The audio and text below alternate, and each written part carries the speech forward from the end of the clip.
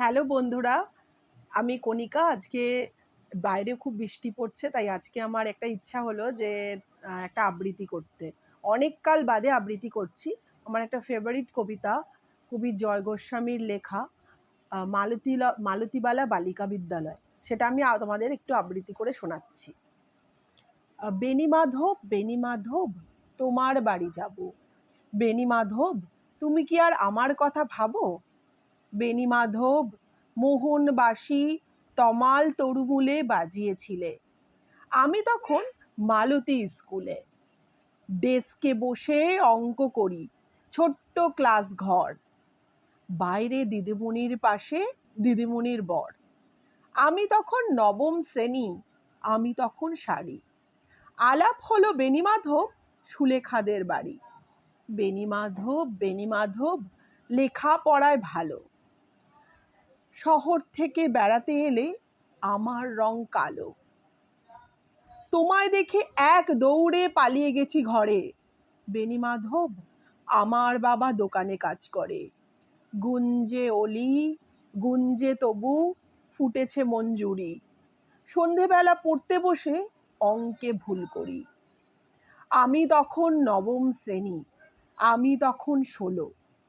ব্রিজের ধারে বেণীমাধব লুকিয়ে দেখা হলো। বেণীমাধব, বেণীমাধব, এত দিনের পরে সত্যি বলো, সেসব কথা এখনো মনে পড়ে? সেসব কথা বলেছ তুমি তোমার প্রেমিকাকে?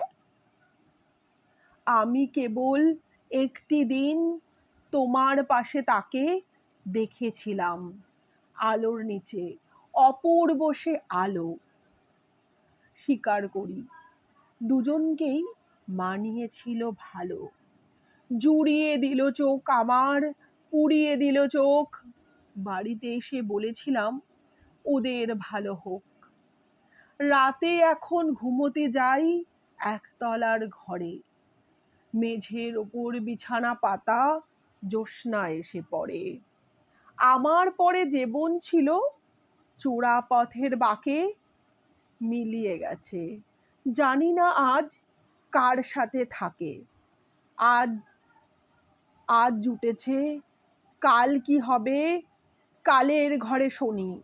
আমি এখন এই পাড়ার সেলাই দিদিমণি।